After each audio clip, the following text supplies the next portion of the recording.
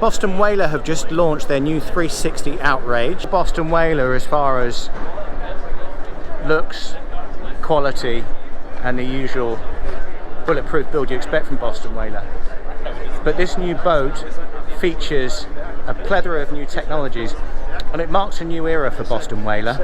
Plus there's a whole plethora of technology that Boston Whaler have bought into this, not flagship model, but their newest model, and this really is the signpost for things to come from this fantastic, legendary brand. We're going to get a tour around, we're going to get some technical information, but the first things first, the 360 Outrage, this particular one, has two of the new Duoprop 600 horsepower twin turbo V12 engines. Very good. So groundbreaking for you. Yes. Obviously we're at the top spec options on this boat, but so much technology has come in just from this end alone. The auto flush system. Yes. Which wire out. Nice and convenient. You hook the hose up to the back of the boat, you push a button, and then it just flushes your engines. You don't have to do anything else. When it's done, the timer goes off, they stop flushing. So from a first point of view, maintenance, just easy general day-to-day stuff, super simple. So as we get more into the complexities of what this boat is, because this is a super high-tech boat and so many firsts for you, talk about technology, lithium-ion batteries. How have you utilized that technology? Yes, so this boat is equipped with a lithium-ion. We call it our Fathom e-power system. It's basically set up to run all house loads. We have a DC gyro in here. We have an air conditioning system in the cabin. Everything is running off of the lithium-ion battery bank in the back of the boat. So it gives us extended running time for all the AC loads, as well as it's super lightweight. So that's new for us on these models that we're introducing now, is what we call Fathom. And this boat here, this is a total ultimate spec, everything on it boat. Yes. And surprisingly enough, at your press speech, this was your test boat.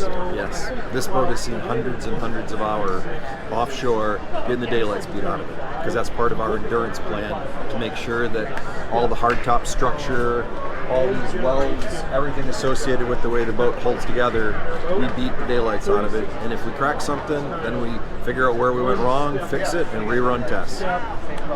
Well, it looks like a perfectly brand new boat to me. No one would guess that there's 300-400 hours of hard abuse. Yes. That it's gone through. So let's talk about layout of the boat. This is a fishing spec boat. As I look up, there's a dual helm station right up there, about 20 foot above the waterline. We have a tuna tower with a separate helm, doing the same job as the lower helm. Difference is you can run in big seas and you can chase down fish.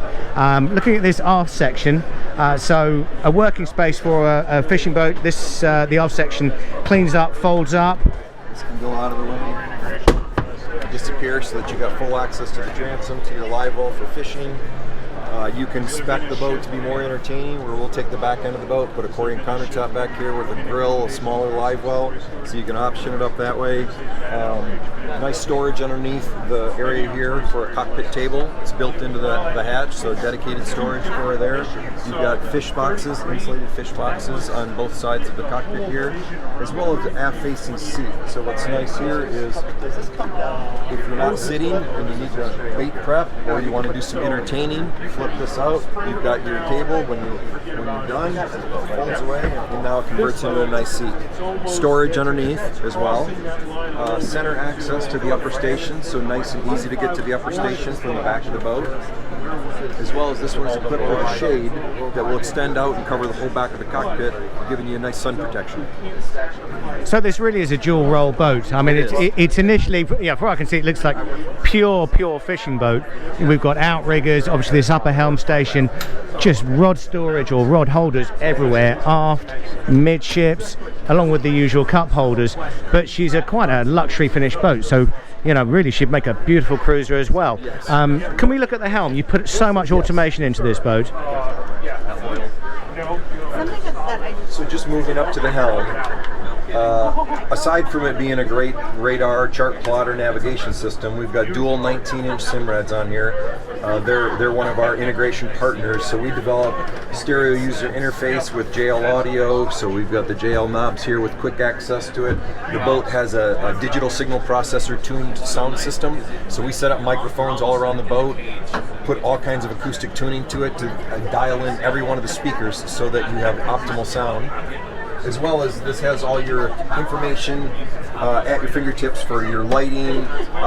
We created grouped lighting modes and functional modes so that if you're getting ready to leave your boat, you could push leave boat, and then basically it turns on all your lights, gives you a 2-minute timer.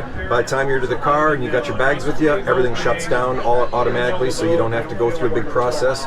But same thing, you've got all your gauge information here for your tanks, your electrical for your shore power connection. This is actually the Fathom battery system, so this is going to tell you how long you can actually run your battery bank at whatever. If you've got the air conditioning system going, or if you've got a grill going, gyro, it'll tell you how long. You can see right now it's saying I got 1 day and 16 hours of capacity because it's fully charged. And obviously, there's no alternators running, there's no engines running, so these will do a powerful enough job. The alternating power off of these motors will keep that tip top if you're running. Completely, especially the V12s. They have great alternators on them, so you could be running your air conditioning, your gyro all day long. If you're out cruising with your engines running, you're going to be topped off 100%, no problem. Now, the other thing I like about this Helm, apart from the fact it's beautifully clear, is there's a legacy of actual switch gear. So instead of, if you're not too au fait with going through menus and running the boat, very simple backlit switches. It's the same thing. So if you're sitting here with your chart plotter on and you have your sounder going and you don't want to have to switch over, you can quickly get to switches from the sides here, but quick access to the fundamental buttons you need up on the top. And of course, traditional Ritchie compass. Yes. And this boat is skyhook equipped as well. Yep, come standard equipment is joystick piloting, as well as we've got the newest electronic controls, the ERC from Mercury that has the auto drive trim, so your engines will trim all by themselves. You don't have to do anything if you want. Same thing with the trim tab system. We have our own patented trim tab, dynamic running surface is what we refer to it as, triangular trim tabs, all automatic. And other thing I noticed as well is drop down. Yeah, this right here, this is a step that we do in a lot of our boats. It just adds another level of visibility. If you're not the tallest person, you can flip that down, put you up a little bit higher, so when you're running, you just got a great vantage point. As well as a 3-wide seat, flip up, adjustable in the center.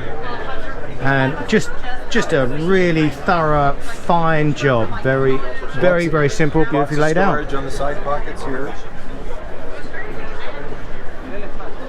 Come up to the bow, this is the great lounging area. You can fish this area all the way up to the bow if you remove that center platform, or hang out and chill back here with your own stereo connections.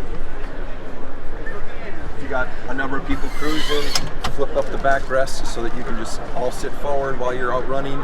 And then the storage inside here. Nice removable table for the bow of the boat, so if you want to hang out and have your lunch, everything's nice and stowed in its own dedicated spot. And then of course there's these twin sun lounges and chaise lounges with flip-up armrests. Insulated fish box forward with a macerator pump, as well as the 2 in the back. You got your storage with the remote latch here, so you can get quick access to the front storage area. And that's all beautifully lined, no sharp edges, all rounded. Yep. And you can see typical Boston whaler. Look at the quality of the fixings. Everything is chunky, solid stainless steel. And last, we've just got a cabin space, which is a little bit revolutionary as well. Yes, let me show you the cabin space. My 3 o'clock's running late. Notice the nice pantograph, kind of a ship-style door we have here. Makes it so that it gets out of the way when you want to climb inside. You don't have a bifolded hinge door. Interior-wise, lots of headroom in here. I'm 6 foot tall and I've got plenty of room. Shower, toilet. You got rod storage built into the vanity here. If you flip this down, the butts of your rods drop into the base of here to keep your rods all secure. And then forward is a storage area. Or if you convert this, it turns into a nice bed. And this is all air conditioned.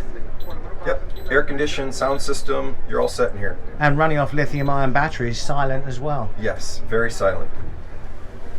I would agree with that. That's a good thing. And then the wall coverings, so that you don't, you know, you have a nice, beautiful interior on here for the people that are more into the cruising, entertaining side of things.